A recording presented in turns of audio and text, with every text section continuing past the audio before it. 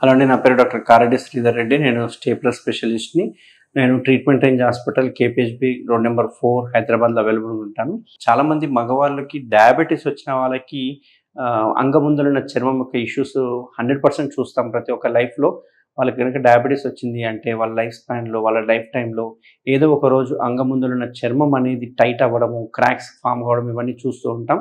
దీన్నే మనము బెలనైటిస్ అని, బెలనోపాస్టైటిస్ అని చెప్పి అంటుంటాం. అంతేకాకుండా BX1 కూడా అంటుంటాం. అసలు ఎందుకు వస్తుందని వాళ్ళు తెలుసుకుందాం. అంగం యొక్క చర్మం చూసుకుంటే కనుక ఈ రకంగా అంగం ఉంటుంది. అంగం యొక్క చర్మం ఏదైతే ఉందో ముందరున్న చర్మం ఫ్రీగా మూవ్ అవుతుంది. వెనకాలన్న చర్మం ఇక్కడ అటాచ్ అయ్యి ఈ రకంగా ఉంటుంది. ఈ అటాచ్మెంట్ మనం ఫ్రెండ్లం అని చెప్పి అంటుంటాం. ఈ షుగర్ వచ్చిన పేషెంట్స్కి మెయిన్గా ఏమవుతుంది అనేది వాళ్ళు తెలుసుకుందాం.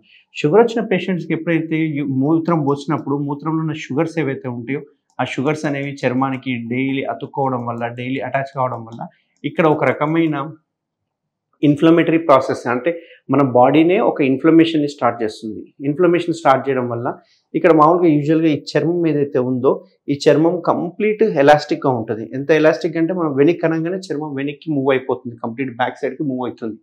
అట్లా ఉన్న చర్మం కాస్త ఈ షుగర్స్ అటాక్ కావడం వల్ల ఆ ఏరియాలో ఒక రకమైన ఇన్ఫ్లమేటరీ ప్రాసెస్ స్టార్ట్ అవ్వడం వల్ల ఆ చర్మం మొద్దు బారిపోవడము, థిక్గా అయిపోవడము, చర్మం మీరు బాగా గమనిస్తే కనుక కలర్ కూడా చేంజెస్ వస్తుంది. లైట్ వైట్ కలర్లకు హైపోపిగ్మెంటెడ్ ప్యాచెస్ అంటాం కదా, అట్లా హైపోపిగ్మెంటేషన్ లాగా లైట్ కలర్లకి మారిపోవడము, థిక్ అయిపోవడము, మందంగా అయిపోవడము.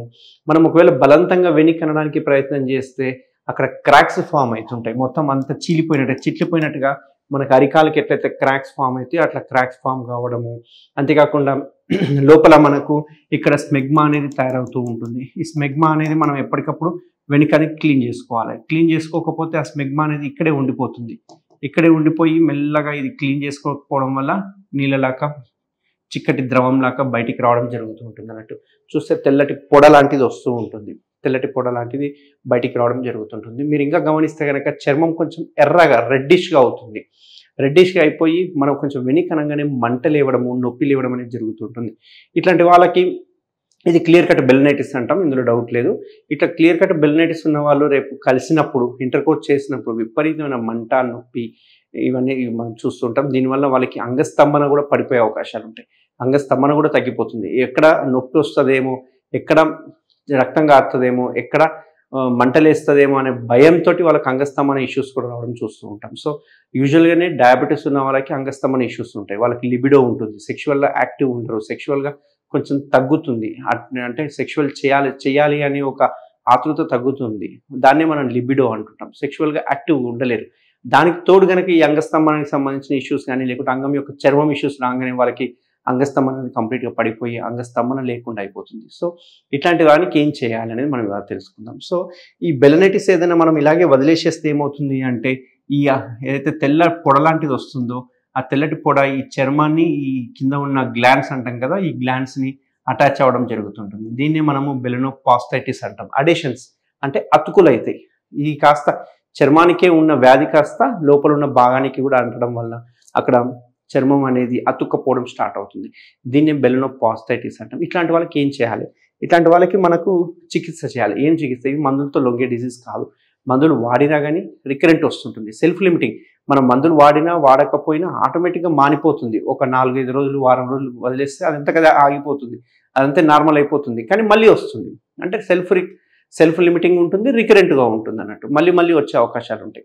సో దీనికి పర్మనెంట్ సొల్యూషన్ ఏంటి అంటే కనుక ఈ ముందరున్న చర్మం ఏదైతే కల్ప్రిట్ ఉందో, ఏదైతే చర్మం వల్ల మనకి ఇష్యూస్ అవుతున్నాయో ఆ చర్మాన్ని ఇక్కడ వరకు తీసేసేయాలి. అంటే ఆడి వరకు చర్మాన్ని తీసేసేయాలి. ఈ చర్మాన్ని తీసే టెక్నిక్ ఏదైతే ఉందో మన ట్రీట్మెంట్ రేంజ్ హాస్పిటల్లో మాత్రమే అవైలబుల్ ఉండే స్టేప్లర్ ఏదైతే ఉందో దాని పేరే KSR స్టేప్లర్స్. ఈ KSR స్టేప్లర్స్ యొక్క ప్రత్యేకత ఏంటి అంటే అందులో ఉన్న సిలికాన్ రింగ్ కావచ్చు, పిన్స్ కానీ స్టెయిన్లెస్ స్టీల్స్ పిన్స్ ఉంటాయి. సిలికాన్ రింగ్ అనేది సాఫ్ట్ ఉంటుంది కాబట్టి ఎటువంటి నొప్పి కానీ, ఎటువంటి ఎడిమ అంటే వాపు కానీ రాదన్నట్టు. అయితే ఇది వరకు చర్మాన్ని తీసే మెథడ్నే మనము సర్కంసిషన్ అని చెప్పి అంటుంటాం. ఈ సర్కంసిషన్ ట్రీట్మెంట్ రేంజ్ హాస్పిటల్లో KSR స్టేప్లర్ ద్వారా చేయడం జరుగుతుంది. ఈ KSR స్టేప్లర్ అనేది ఒక డిస్పోజబుల్ యూనిట్, డిస్పోజబుల్ మిషన్.